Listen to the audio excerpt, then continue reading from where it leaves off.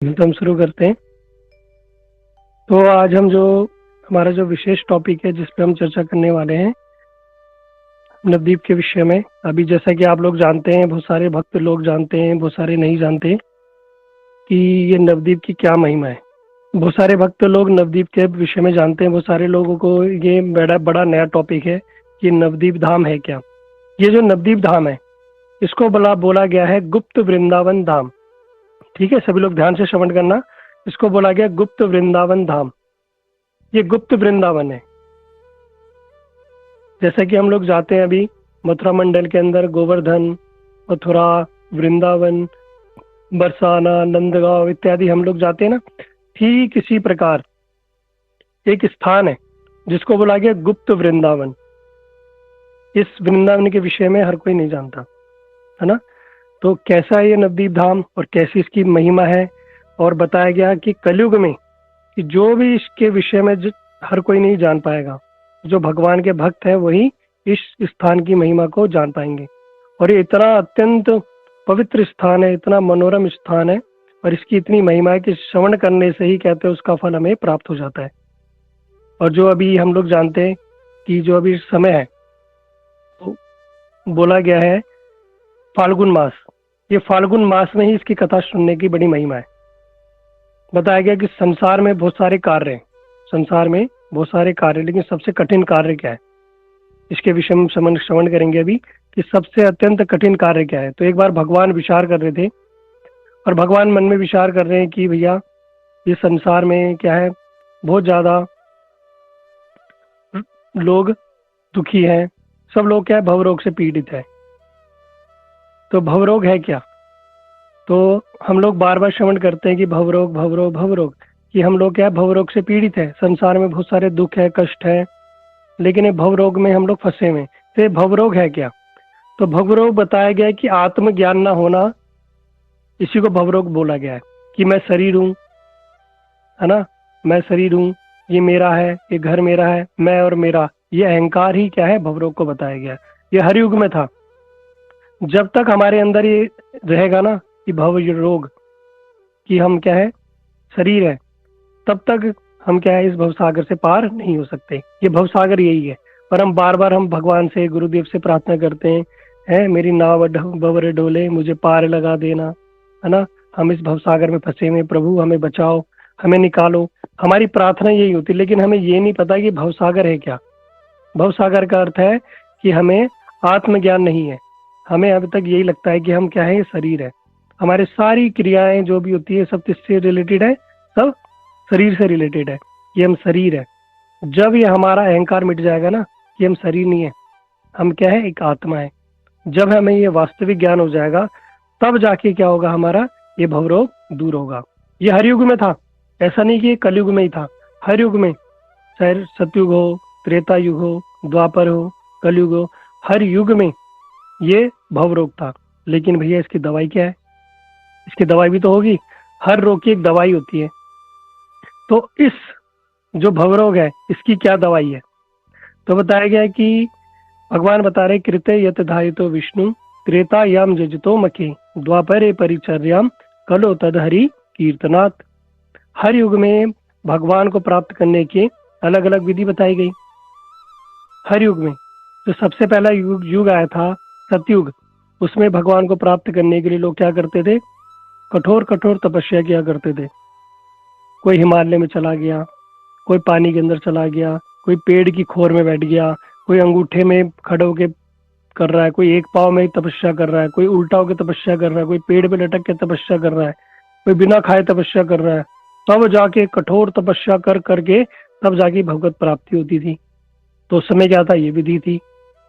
त्रेता युग में लोग यज्ञ करते थे, भगवान को प्राप्त करने के लिए लोग बड़े बड़े यज्ञ करते थे, बड़ी बड़ी आहुतियां देते थे, बड़ा धन संचय करते थे, और बड़ा उसमें बड़े विधि विधान से बड़े बड़े ब्राह्मण पुरोहित को बुला बुला के बड़े बड़े यज्ञ किया जाता था। गौमेध यज्ञ, अश्वमेध यज्ञ, पुत्र कामेष्टि यज्ञ, बड़े बड़े यज्ञ संपन्न कराए जाते थे।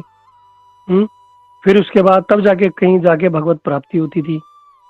फिर आया द्वापर युग। द्वापर युग में भगवान को प्राप्त करने के लिए बड़े बड़े मंदिरों का निर्माण करना, अर्चन के द्वारा भगवान की प्राप्ति होती थी। इतना सब करने पे तब जाके भगवत प्राप्ति होती थी। फिर आया कलयुग। कहते कलयुग में भगवान को प्राप्त करने के लिए भगवान ने देखा भैया ये कलयुग के जो जीव है ना, ये सब के सब क्या है, भवरोग में पड़े हुए, इन सबको भवरोग लगा हुआ है ना। ये शरीर के स्तर पर ही कार्य कर रहे हैं, ये कब कब जाके ये आत्मा के स्तर पे कार्य करेंगे।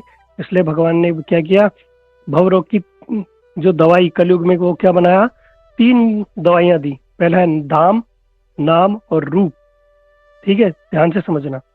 धाम के रूप में, नाम के रूप में और अपने रूप के रूप में भगवान ने इस जगत में कलयुग में आए। ये 3 दवाइयां दी हमें।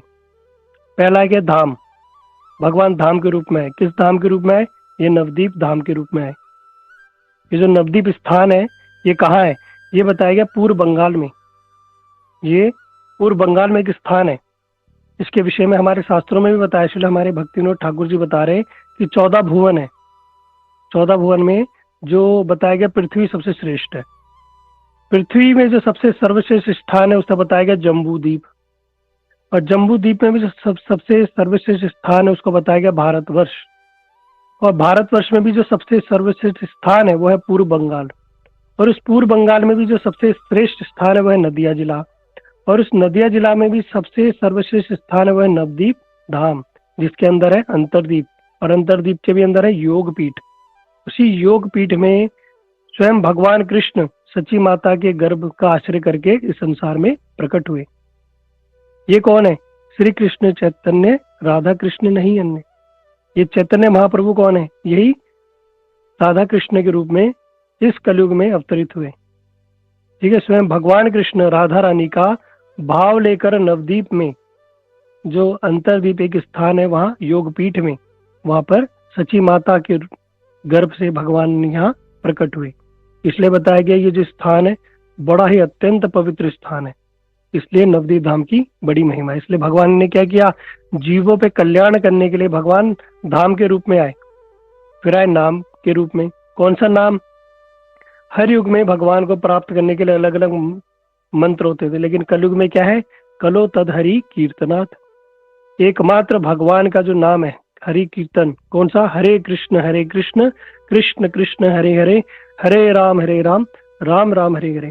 इस महामंत्र के द्वारा हम कलयुग में भगवान को प्राप्त कर सकते हैं।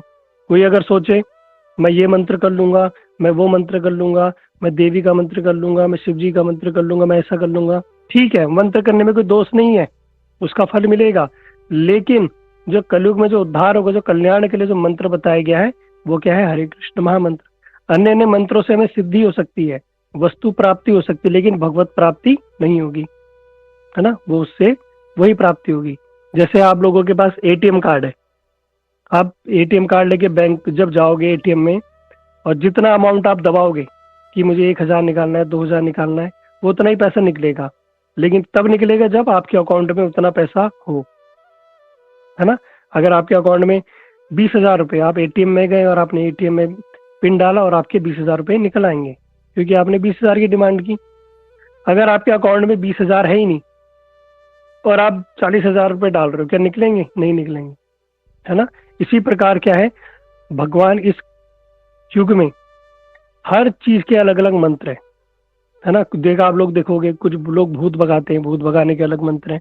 अब भूत भगाने के मंत्र से क्या भगवान को प्राप्त कर लोगे, नहीं है। क्या भूत भगाने के मंत्र से आप पूजा करोगे, नहीं। हाँ, क्योंकि क्या है, मंत्र की अलग अलग विधि है, मंत्र की अलग अलग शक्ति है, मंत्र का अलग अलग मीनिंग है। हर मंत्र का अलग अलग मीनिंग होता है, हर मंत्र की अलग शक्ति होती है ना।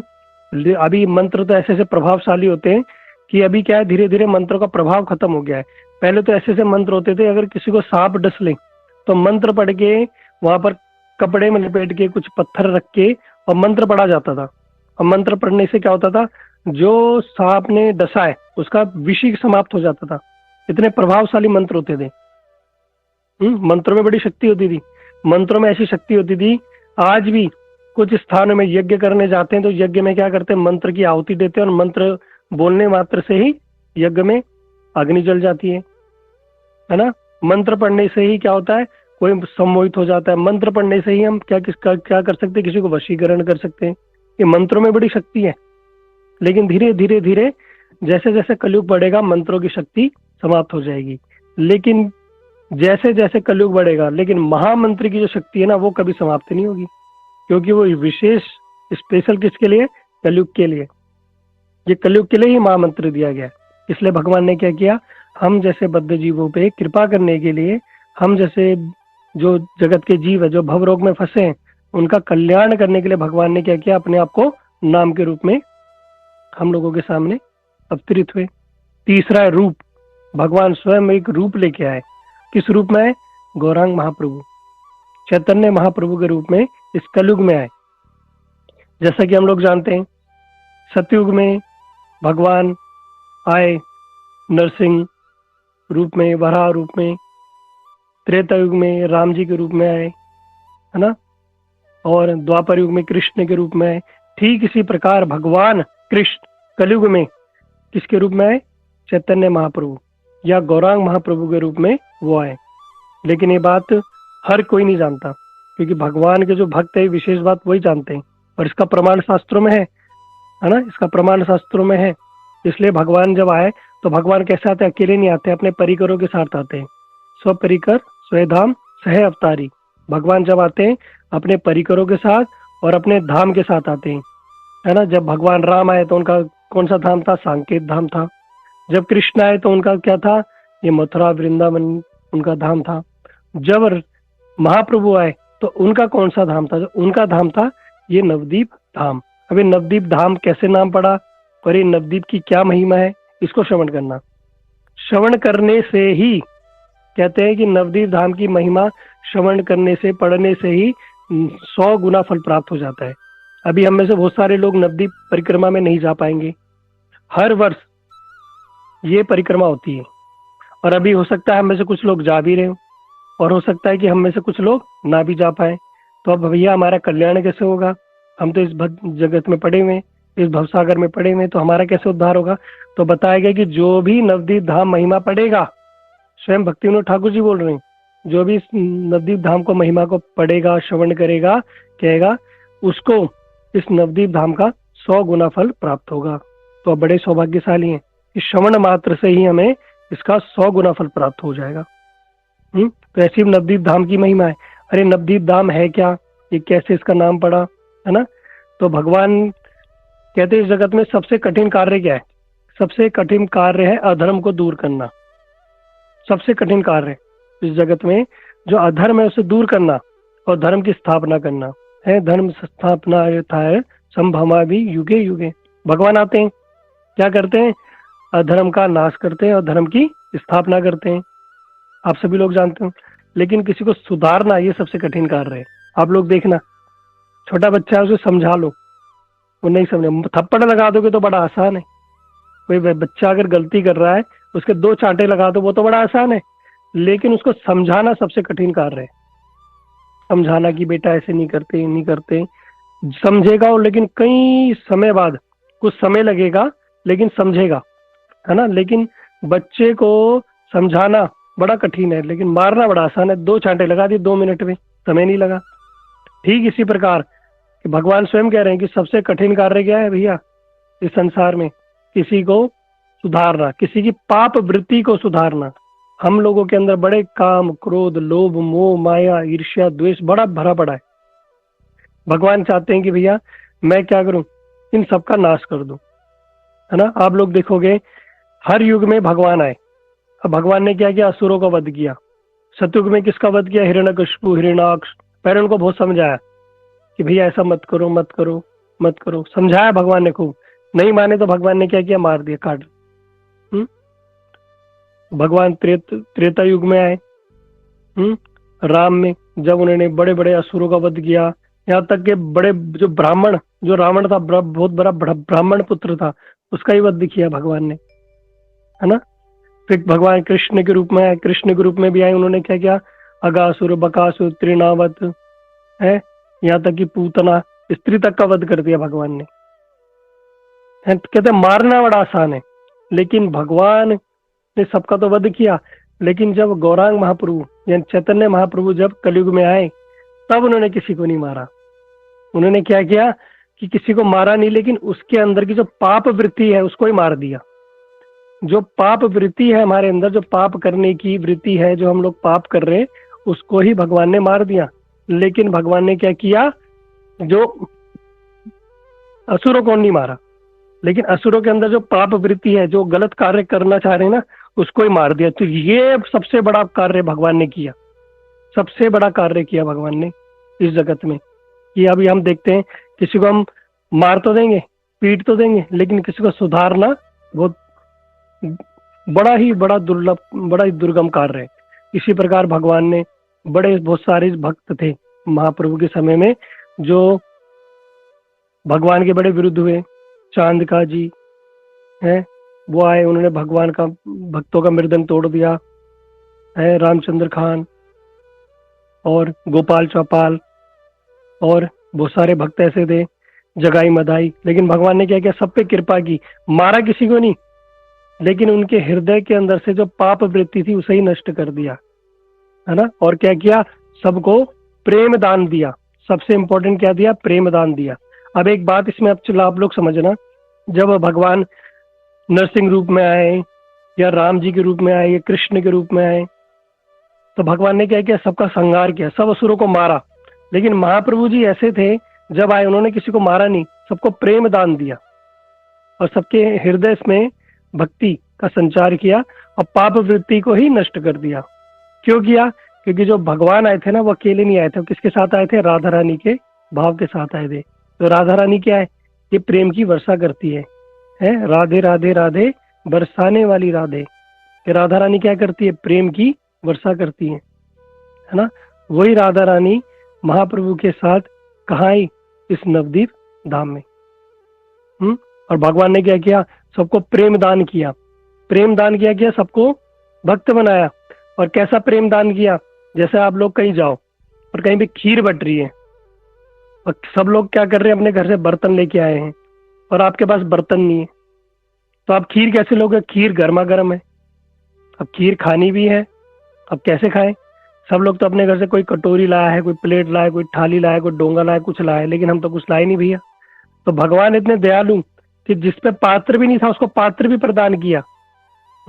मतलब जिसके अंदर पात्रता नहीं थी, जिसके अंदर जिसको, उसको क्या किया, कृपा भी प्राप्त की और उसको खीर भी प्रदान की। ये भगवान की महिमा थी। भगवान ने सबको पात्र, जिसके अंदर कोई पात्रता थी नहीं, जिसकी कोई योग्यता थी नहीं, भगवान ने उसको भी भक्त बना दिया, उसको भी ये प्रेम दान प्रदान किया। तो ऐसे महाप्रभु, ऐसे करुणा में भगवान आए और उन्होंने क्या किया, सबको ये प्रेम दान प्रदान किया। तो इसलिए बता रहे हैं, अब भगवान का है, इस नवदीप धाम में है। ये नवदीप धाम में है, जो भी इसकी महिमा को श्रवण करेगा, कहते हैं कि इसकी महिमा श्रवण करने से ही 100 गुना फल प्राप्त हो जाता है ना। ये भगवान का सबसे करुणामय स्वरूप है चैतन्य महाप्रभु। और हम लोगों को, बहुत सारे भक्तों को नहीं पता, लेकिन कब पता चलेगा, जब हम क्या करते हैं, साधु संग करते हैं, वैष्णव का संग करते हैं, जो लोग ग्रंथों का अध्ययन करते हैं, है ना, गुरुवर्ग, उनके माध्यम से हमें पता चलता है भैया कि ऐसा भी कोई स्थान है। नहीं तो हमारा तो जीवन ऐसे ही नष्ट हो जाता। कहते हैं अगर जीवन में हमें ये नहीं पता चला कि नवदीप धाम के विषय में, तो कहते हैं हमारा तो मनुष्य जीवन ही नष्ट, व्यर्थ हो गया। कहते हैं जिसको भगवान कृष्ण के इस कलयुग में आए अवतार के बारे में नहीं पता, समझ लेना उसका मनुष्य जीवन ही बेकार हो गया। क्यों, उसने कभी क्या किया, साधु संग ही नहीं किया, कभी भक्तों का संग ही नहीं किया, उसे तो पता ही नहीं कि भैया नवदीप धाम है क्या, उसकी क्या महिमा है। और इसकी इतनी महिमा है ना, अगर श्रवण कर ली, श्रवण करने से ही कहते हैं भैया हमारे हृदय की सारी जो ग्रंथियां है ना, पाप रूपी ग्रंथियां नष्ट हो जाएंगी। हमारे हृदय में जो पाप है वो नष्ट हो जाएगा। और कैसे कैसे हमें फल प्राप्त होंगे, इसको अभी हम श्रवण करेंगे। इसकी ऐसी महिमा है। तो एक हमारा एक ग्रंथ है अनंत संहिता, उसमें स्वयं भोलेनाथ जी बता रहे कि नवदीप धाम की क्या महिमा, कैसे ये जो नवदीप धाम प्रकाशित हुआ। तो भोलेनाथ जी पार्वती जी को बता रहे हैं कि एक बार कृष्ण एक अपनी विरजा सखी यानी विरजा गोपी थी, उसके साथ एक कुंज में लीला कर रहे थे, छुपकर लीला कर रहे थे। भगवान कृष्ण है, बड़े कौतुकी है ना, छलिया है, तो क्या करते हैं, गोपियों के साथ इस प्रकार से क्रीड़ा करते हैं। तो उन्होंने एक विरजा नाम की गोपी के साथ इस प्रकार क्रीड़ा कर रहे थे, और एक बड़ा सुंदर उन्होंने कुंज बनाया, उस कुंज में जाके वो उस गोपी के साथ निवास कर रहे थे। अब जो कृष्ण है उनके पीछे क्या है, राधा रानी और जो उनकी सखिया ने क्या लगा रखी, सीआईडी लगाई रखी होती है हमेशा। उनके जो तोता है सुख और सारी, वो क्या करते हैं, ड्रोन बन के सब जगह विचरण करते हैं कि भगवान कृष्ण कब कहाँ किस समय क्या कर रहे, सारी खबरें में देते रहते हैं। तो उन्होंने देखा भैया कृष्ण को, जो सारी थी उसने देखा कि कृष्ण क्या है, किसी निकुंज में है और किसी अन्य गोपी के साथ है। अब वो गई उड़ते उड़ते, उसने क्या किया, जाके राधा रानी को बात बताई कि राधा रानी, जो कृष्ण है बड़े छलिया है, वो क्या कर रहे हैं, एक गोपी के साथ उस स्थान पर वहां है, उस निकुंज में। जैसे ही राधा रानी को बात पता चली, राधा रानी को बड़ा अभिमान हो गया, बड़े क्रोध से वो इस स्थान की ओर चली गई। लेकिन तब तक भैया कृष्ण के भी कुछ, कृष्ण ने भी सीसीटीवी कैमरा लगाए हुए हैं, उनके भी कुछ वो हैं गुप्तचर है, उन्हें पता चला भैया राधा रानी बड़ी क्रोध में आई है। तो कृष्ण ने क्या किया, वहां से डर के मारे अंतर ध्यान हो गए। भगवान है अनंत कोटि ब्रह्मांड के नायक, जिनको देख के काल भी थरथर कांपता है। और राधा रानी की जब पता चला राधा रानी को क्रोध हो गया, तो कृष्ण भी थरथर कांपते हैं, कृष्ण भी भयभीत हो जाते हैं ऐसी राधा रानी के क्रोध को देख के है। और कृष्ण क्या आते हैं, वहां से डर के मारे अंतर ध्यान हो गए। अब जब कृष्ण भाग गए तो अब वो जो विरजा थी, वो क्या करे, विरजा नाम की गोपी, और उसने क्या किया, अपना स्वरूप बदल लिया और वो वहां पानी पानी हो गई। उन्होंने अपना जो शरीर है, जो शरीर अपने आप को एक जल में परिवर्तित कर दिया, जो क्या कहलाया, विरजा नदी। अब हम लोग श्रवण करते हैं ना विरजा नदी, ये विरजा नदी कौन है, यही कृष्ण की जो सखी, कृष्ण सखी जो गोपी थी, ये विरजा नदी थी। उन्होंने क्या किया, अपने आप को एक नदी के स्वरूप में वहां विराजमान कर दिया। अब जब राधा रानी वहां आई तो वहां देखा तो कोई भी नहीं, न कृष्ण न कोई सखी।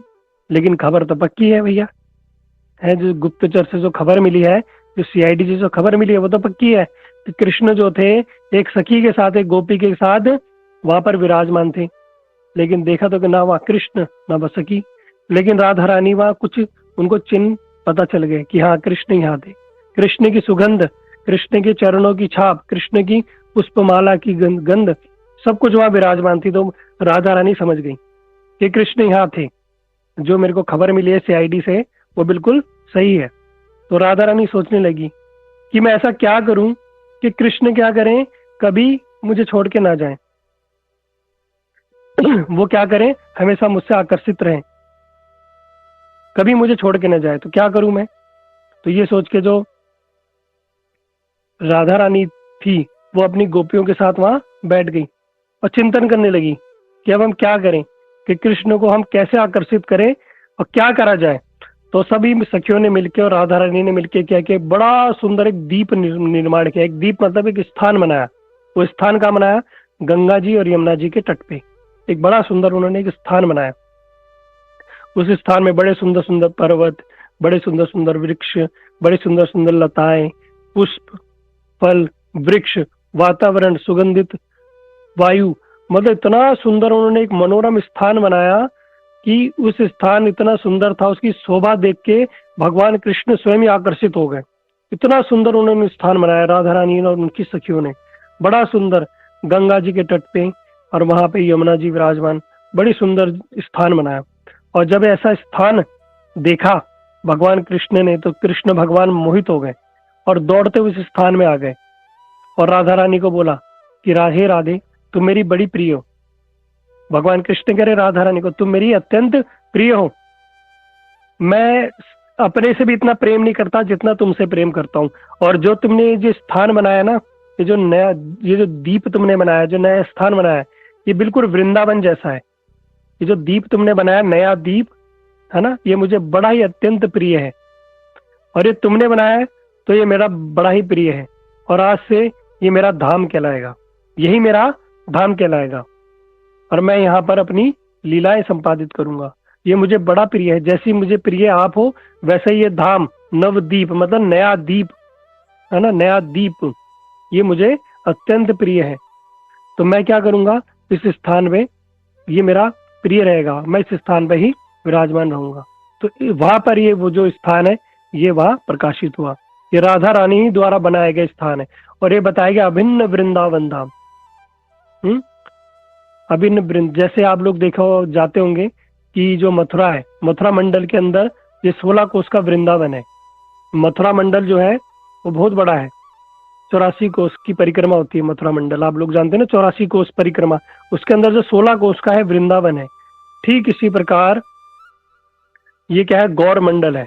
गौर मंडल मतलब जो गौरांग महाप्रभु के आने के कारण ये कहलाया गौर मंडल, जो लगभग 90 किलोमीटर का है। इसके अंदर 16 कोस का नवदीप धाम है। इसके अंदर भी नवदीप धाम है, जैसे वहां वृंदावन धाम है वैसे ही यहाँ नवदीप धाम है। वहां भगवान कृष्ण को वृंदावन प्रिय है और यहाँ महाप्रभु को, कृष्ण को कलयुग में जो स्थान प्रिय है वो है नवदीप धाम। ये बड़ा ही अत्यंत पवित्र स्थान है, भगवान को बड़ा प्रिय है। कहते हैं इस जगत में जितनी नदियां हैं सारी की सारी नदियां इस स्थान में विराजमान है।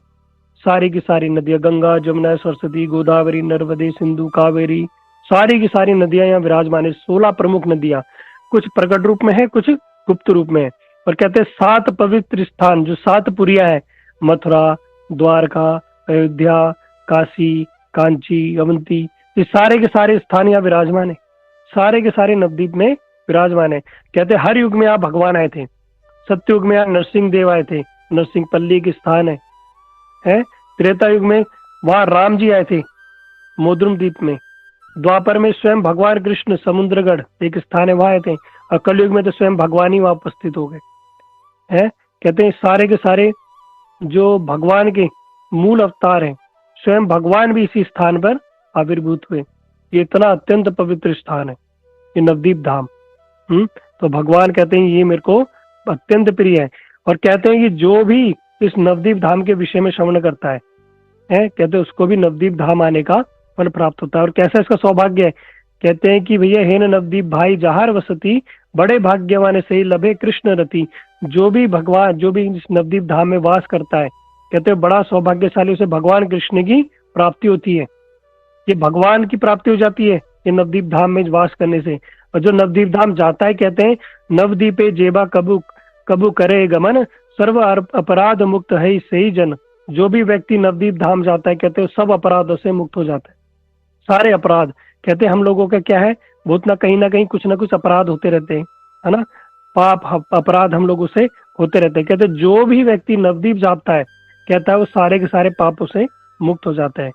कहते चलो कोई नवदीप जा भी नहीं पाया, कोई स्मरण नहीं कर ले तो क्या होगा, कहते सर्व तीर्थ भ्रमिया तैथिक जहां पाए, नवदीप स्मरण से ही लाभ शास्त्रे गाए। कोई कहते हैं नवदीप का स्मरण ही कर ले तो कहते हैं कि इसको सारे शास्त्रों में, कहते हैं कि जो भी नवदीप में चला गया, कहते हैं सारे तीर्थों में जाने का फल उसे प्राप्त हो जाता है। अभी आप लोग देखो, सब लोग कहाँ जाना चाहते हैं, कुंभ में जाना चाहते हैं, वहां त्रिवेणी संगम में सब स्नान करना चाहते हैं। लेकिन कहते हैं भैया त्रिवेणी तो वहां 3 है, गंगा जमुना सरस्वती। कहते हैं यहाँ तो भैया 16 नदियां विराजमान है। वो तो एक तीर्थ राज प्रयाग हो गया, वो तो कहते हैं एक स्थान है। लेकिन कहते हैं नवदीप में तो भैया सारे के सारे तीर्थ वहीं, सारे के सारे तीर्थ वहां विराजमान है। कहते गंगा सागर एक बार है, सारे तीर्थ बार बार, गंगा सागर एक बार। तो कहते गंगा सागर भी, जब गंगा जी यहाँ है ना, सबसे पहले गंगा जी जब गंगा सागर में पहुंचने से पहले ही इस नवदीप धाम में आई। और नवदीप धाम में जब आई तो जब उनको भागीरथी जी लेके जा रहे थे तो गंगा जी वहीं रुक गई। भागीरथी ने कहा भैया आप चलो मेरे साथ, मैं आपको बड़े कष्ट से लाया हूँ, है ना, और आप मेरे साथ चलो। तो गंगा जी ने कहा नहीं, अभी फागुन मास में मैं यही निवास करूंगी, क्योंकि जो स्थान है ये महाप्रभु का स्थान है, ये भगवान का स्थान है। मैं क्या करूंगी, इसी स्थान में वास करूंगी। स्वयं गंगा जी वहां विराजमान है। जैसे आप लोग देखोगे कि कृष्ण की लीला में भगवान कृष्ण का ने क्या किया, सारी लीलाएं गैया से रिलेटेड थी। गौचारण लीला, गोदोहन लीला है, और भगवान की जो लीला में, सारी की सारी लीलाओं में देखोगे, जब गोवर्धन लीला, उसमें भी जो सुरभि गैया के साथ लीला, भगवान कृष्ण ने कैसे कैसे ग्वाल बाल के साथ लीला, माखन चोरी लीला, भगवान की सारी लीलाओं में गैया आती हैं लगभग, आप देखोगे, इसलिए उनका नाम पड़ा गोपाल। लेकिन महाप्रभु की जो लीला है ना, वो सारी की सारी लीलाएं, सारी की सारी समस्त लीलाएं ज्यादातर कहाँ पर हुई है, ये गंगा जी के तट पर हुई है। सारी गंगा जी के तट पर हुई है। तो गंगा जी, मूल गंगा जी वहीं विराजमान है। उन्होंने क्या किया, अपने आप को वहां घुमा लिया कि जाना ही ना पड़े। तब जाके कहीं गंगा जी वहां पहुंची, गंगा सागर। तो जो लोग कहते हैं ना कि सारे तीर्थ बार बार, गंगा सागर एक बार, लेकिन कहते हैं भैया जो एक बार नवदीप धाम आ गया ना, तो उसको कहते हैं हमारे जो पूरे जगत में लगभग 6 अरब तीर्थ है, सारे तीर्थों का फल एक स्थान जाने से ही प्राप्त हो जाता है। अब लोग क्या है, हम लोगों पे बहुत सारे भक्त हैं, उन पे समय नहीं है, बहुत सारे लोगों पे धन नहीं है ना, न समय है, धन का अभाव है, तो कैसे हम सारे तीर्थ करें। और कहते हैं तीर्थों में जाना जरूरी होता है, तब जाके हमारा मनुष्य जीवन साकार होगा, सार्थक होगा। नहीं तो भगवान क्या है, कभी दोबारा मनुष्य योनि हमें प्रदान नहीं करेंगे, क्योंकि धर्म कर्म हम किसी प्रकार के कोई कार्य कर नहीं पाएंगे, ना कोई तीर्थ स्थान में जा पाएंगे, ना कोई स्नान कर पाएंगे, ना भगवान की भक्ति कर पाएंगे, तो हमारा तो जीवन ही नष्ट हो गया, सब व्यर्थ हो गया। लेकिन कहते हैं जो नवदीप चला गया, जो नवदीप चला गया, ये नवदीप के विषय में श्रवण कर लिया, ये नवदीप के विषय में श्रवण तो करो, जिसने इतना भी प्रण कर लिया कि मैं नवदीप धाम जाऊंगा, कहते हैं अगर उसकी मृत्यु भी हो गई ना, तो भी कहते हैं उसे नवदीप धाम जाने का फल प्राप्त हो जाता है। ये इसी नवदीप धाम की महिमा है। नवदीप दर्शन करे जय जन, जन्मे जन्मे लभे से कृष्ण प्रेम धन। जो नवदीप धाम का दर्शन करता है, कैसे उसे जन्म जन्मांतक कृष्ण प्रेम रूपी धन प्राप्त होता है। कहते हैं कोई कैसे भी नवदीप चले जाए, कहते हैं कि कर्म बुद्धि योगे जे नवदीप जाए, नर जन्म आर से जन नाही पाए। कि कोई बुद्धि से कर्म से कैसे भी नवदीप चला जाता है ना, तो कहते हैं उसे जन्म मृत्यु के चक्कर से वो मुक्त हो जाता है। जो बड़ी बड़ी मुक्ति मोक्ष जिसके लोग तरसते हैं, तड़पते हैं, कहते हैं भैया वो तो क्या है कि नवदीप में वैसे ही प्राप्त हो जाता है। नवदीप में वैसे ही प्राप्त हो जाता है। जो नवदीप में जाता है, कहते हैं मुक्ति मोक्ष तो उसके पैरों में गिरती है कि भैया मुझे अपना लो। नवदीप धाम की ऐसी महिमा है, ऐसा सौभाग्य। कहते हैं नवदीप में कोई चल ले कि नवदीप भ्रमते से पदे पदे पाए, कोटि अश्वमेघ फल सर्व शास्त्रे गाए। कहते हैं जो अश्वमेघ यज्ञ है, जिसको करने के लिए कई समय लग जाता है, कई धन लग जाता है, कई मेहनत लगती है, बड़े कष्ट से ये बड़ा अश्वमेघ यज्ञ करना पड़ता है। कहते हैं भैया नवदीप धाम में तुम एक कदम चल लो तो कई अश्वमेघ यज्ञ करने का फल प्राप्त हो जाता है, ऐसा शास्त्र कह रहे हैं। तो क्या महिमा है नवदीप की है। और नवदीप में कोई जाके वहां भगवान का नाम जप करे, कहते हैं नवदीप बसे जय मंत्र जप करे, श्री मंत्र चैतन्य है अन्य न्यास से तरे। कोई नवदीप धाम में जाके भगवान का नाम का मंत्र करता है, तो कहते हैं कि नवदीप में बैठकर जो व्यक्ति मंत्र जाप करता है, उसका मंत्र साक्षात मूर्ति धारण रूप कर उसके सामने प्रकाशित हो जाता है, और व्यक्ति अनायासी भवसागर को पार कर लेता है। तो बताया गया भगवान को सबसे बड़ा दुख क्या है, कि जो जीव है ये क्या है, इस भवसागर में भवरोग में पड़ा हुआ है ना, बड़ा दुख सह रहा है, दुख अत्यंत कष्ट में है। तो भगवान ने क्या किया, इतनी सरल विधि बता दी कि तुम नवदीप धाम में जाके क्या करो, एक बार नाम जप कर लो।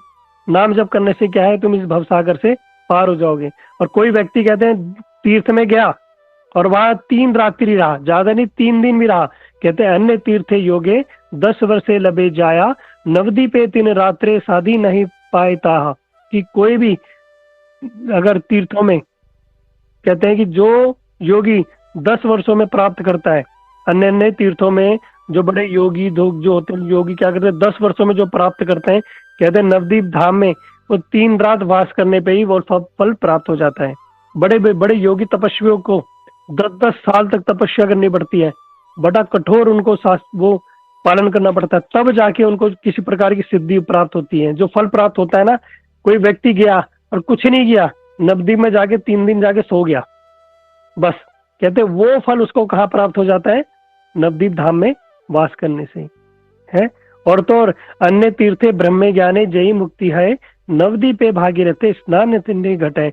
नवदीप में जो गंगा जी में जाके स्नान करता है, उसका फल क्या है, कहते जो गंगा जी में स्नान प्राप्त करता है, कि कहते सारे तीर्थों में स्नान करके उस व्यक्ति की मुक्ति हो जाती है।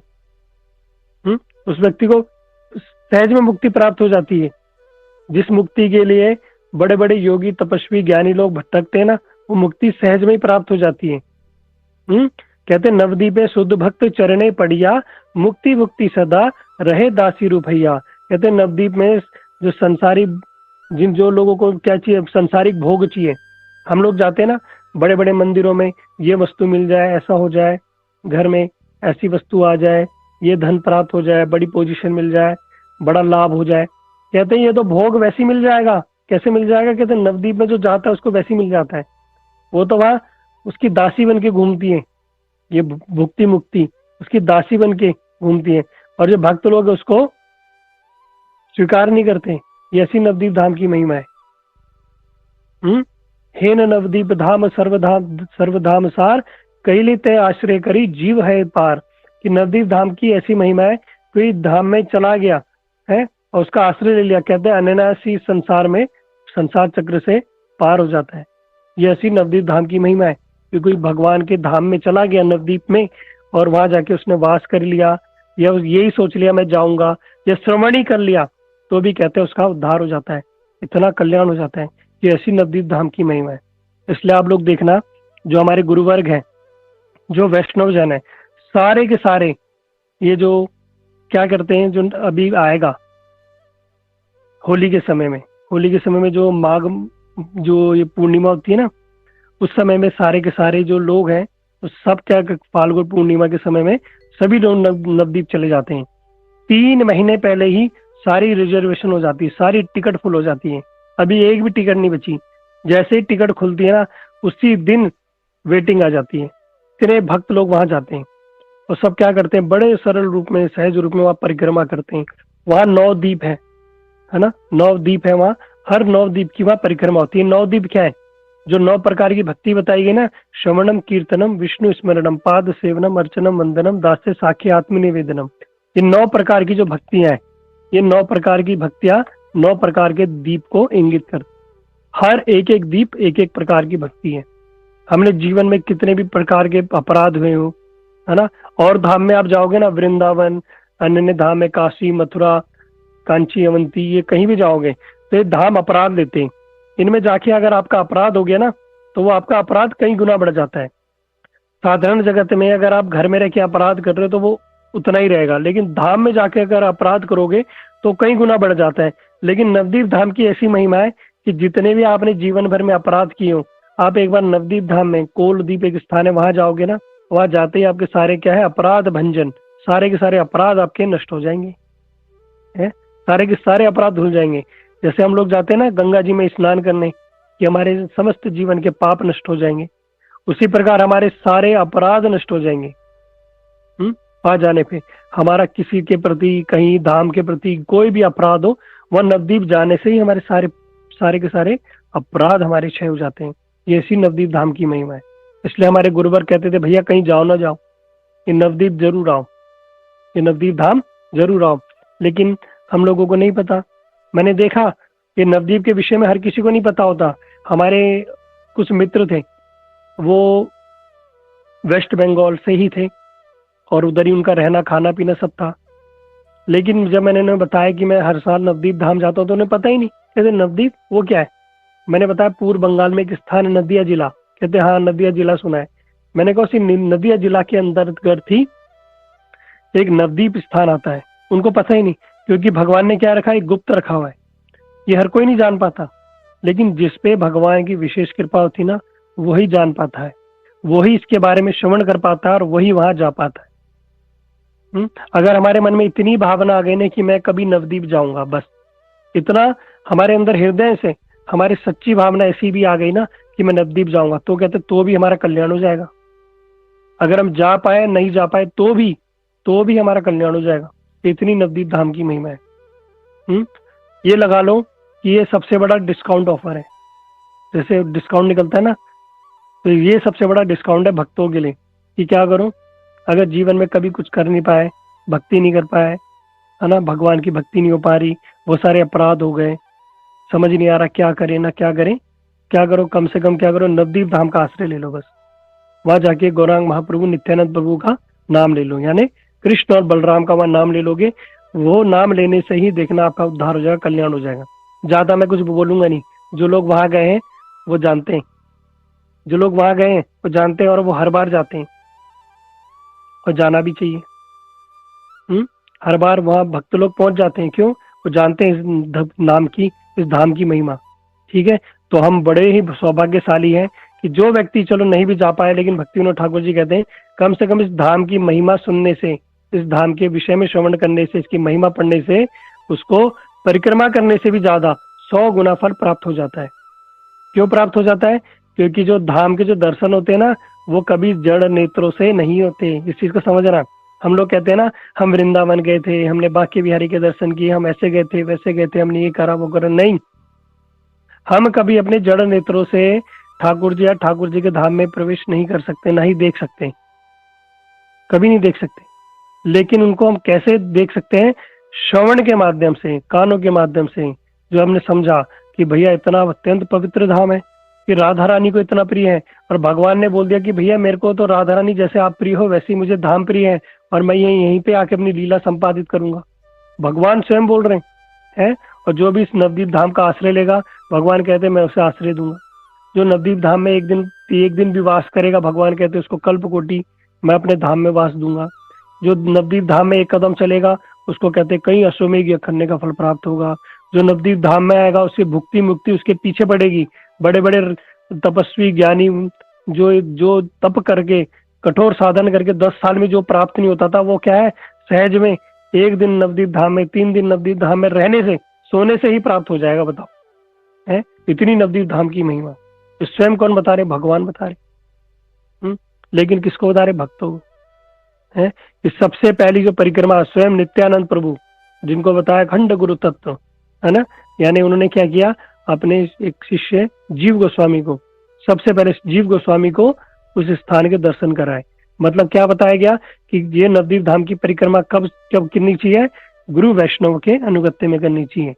चाहे मानसिक करो, चाहे शारीरिक करो, क्या करना चाहिए? गुरु वैष्णव के अनुगत्य में करोगे तो ही इसका लाभ होगा। जिस प्रकार जीव गोस्वामी ने नित्यानंद प्रभु जी का आश्रय करके बड़े दीनहीन भाव से, है ना, हाथ जोड़ के और एक एक स्थान में जाके वहां की लीला श्रवण की, उन स्थान को प्रणाम किया, उन स्थान की महिमा को श्रवण किया और अपना जीवन सार्थक किया। किस लिए किया? हम जैसे बद्ध जीवों को शिक्षा देने के लिए कि भैया कभी जीवन में कुछ करो ना करो, क्या करो? कम से कम नवदीप धाम का आश्रय करो, नवदीप धाम परिक्रमा करो, नवदीप धाम की महिमा को श्रवण करो। वहां कौन कौन से भक्तों ने क्या क्या लीला की और कैसे कैसे भक्तों ने क्या क्या लीला की, उसको श्रवण करो। इसी को श्रवण करने से ही आपका उद्धार हो जाएगा, कल्याण हो जाएगा, बस। और करने की कोई आवश्यकता नहीं है। लेकिन ये बात बताएगा कौन? ये बताएगा कौन? ये गुरु वैष्णव ही बताएंगे। जब हम उनका संग करेंगे, जब उनका अनुगत्य करेंगे, तो ही हमें पता चलेगा। हम बड़े बड़े ग्रंथ सीख ले, बड़े बड़े श्लोक सीख ले, हम ये कर लेंगे वो कर लेंगे, भैया नहीं। वो ठीक है, वो भी करना पड़ेगा, लेकिन कैसा करना पड़ेगा? Step by step. मैं बार बार कहता हूं, हम क्या करेंगे? स्टेप बाय स्टेप सीखेंगे। अभी हम बेसिक से चलेंगे, तब जाके हम सीखेंगे भैया आगे हमें करना क्या है। हम सोचेंगे आज ही हम छलांग लगा लेंगे, हम ऐसा कर लेंगे वैसा कर लेंगे, नहीं। हम क्या करेंगे? स्टेप बाय स्टेप सीखेंगे, क्योंकि अभी हमें बेसिक ही नहीं पता और हम सोचेंगे बड़ी बड़ी चीज, नहीं। हम क्या करेंगे? स्टेप बाय स्टेप, तब जाके सीखेंगे, तब जाके हमें क्या होगी? अनुभूति होगी, तब जाके हमारे हृदय में प्रवेश करेगा। जब तक ये चीजें हमारे हृदय में प्रवेश नहीं करेगी ना, हम कहीं भी कितना भी सुन ले, कितना भी बड़ा ज्ञान अर्जित कर ले, कहीं भी कुछ भी कर ले, वो हमारे अंदर बिल्कुल भी रंच मात्र भी हमारे अंदर चेंजेस लाने वाला नहीं है। वो हमारे हृदय में प्रवेश ही नहीं करेगा, वो हमें समझ ही नहीं आएगा। समझ आने पर भी वो हमें समझ नहीं आएगा। हम जगत में कुछ भी कर ले, कुछ भी सीख ले, कहीं कहीं किसी के पास चले जाए, ऐसा कर ले वैसा कर ले, नहीं। वो कब हमारे हृदय में प्रवेश करेगा? जब हम क्या करेंगे? जो वास्तव में गुरु वैष्णव के अनुगत्य में कार्य कर रहे हैं और उनके माध्यम से हम स्टेप बाय स्टेप जब हम सीखेंगे, श्रवण करेंगे, तो देखना तब जाके हमें क्या होगा? विशेष अनुभूति होगी। हमारे चित्त में एक अलग ही छाप आएगी, हमारे अंदर से ही अलग एक अनुभूति होगी। हाँ, आज हमने कुछ सुना, आज हमने कुछ सीखा, आज हमें कुछ अलग ही अनुभूति हुई। ये कब होगी? ये अनुभूति तभी होगी जब अनुभूति संपन्न व्यक्ति से हम लोग श्रवण करेंगे। जो व्यक्ति कार्य कर रहा है ना, उसी से हम श्रवण करेंगे, उसी के अनुगत्य में हम परिक्रमा करेंगे, तो ही फल प्राप्त होगा। इसलिए हम लोग क्या करते हैं? जो गुरु वैष्णव के अनुगत्य में इन स्थानों में जाते हैं, उनके हृदय से उन लोगों ने वास्तव में उस धाम में प्रवेश किया है, तो वो क्या करते हैं? हमारा उस धाम में प्रवेश कराते हैं। उन्हीं वैष्णव के अनुगत्य में हम क्या करते हैं? धाम में जाते हैं, परिक्रमा करते हैं, उन स्थानों को कानों के माध्यम से हम श्रवण करते हैं। जड़ नेत्रों के माध्यम से नहीं, कानों के माध्यम से हम श्रवण करते हैं। इसलिए श्रवण की बड़ी महिमा बताई गई है ना, श्रवण करके। इसलिए हम लोग बड़े सौभाग्यशाली हैं। हम क्या करेंगे? प्रतिदिन, ये जब तक नवदीप धाम है की जो महिमा है, जो फाल्गुन पूर्णिमा तक चलेगी, इसकी महिमा को हम श्रवण करेंगे। और देखना, ऐसा लाभ होगा जैसे फोन होता है ना, फोन की बैटरी धीरे धीरे धीरे डिस्चार्ज होती रहती है, कम होती रहती है, और एक समय ऐसा आता है 9%, 8%, 10% में लाल हो जाती है कि कब बंद हो जाए कुछ पता नहीं। ठीक ऐसी हमारी भक्ति है, धीरे धीरे धीरे बढ़ती है, कम होती, कम होती, बढ़ती है। लेकिन कहते हैं अपनी बैटरी रिचार्ज करने के लिए क्या करो, ये नवदीप धाम में आओ। कम से कम धाम नहीं आते तो उसकी महिमा को श्रवण करो, तो ही हमारी भक्ति पुष्ट होगी। वो ऐसी एनर्जी मिलेगी, हमारी बैटरी 100 के 1000% चार्ज हो जाएगी और हम भक्ति में आगे बढ़ेंगे। हमारे अंदर अलग उत्साह आएगा, हमारे अंदर भक्ति को करने का अलग उत्साह आएगा, भगवान के प्रति रुचि होगी, भक्तों के प्रति रुचि होगी। वास्तव में हम जानेंगे क्या सही है क्या गलत है, ये अनुभूति होगी। कि कब होगी अनुभूति? जब हम क्या करेंगे, हृदय से ध्यान से इन कथाओं को श्रवण करेंगे।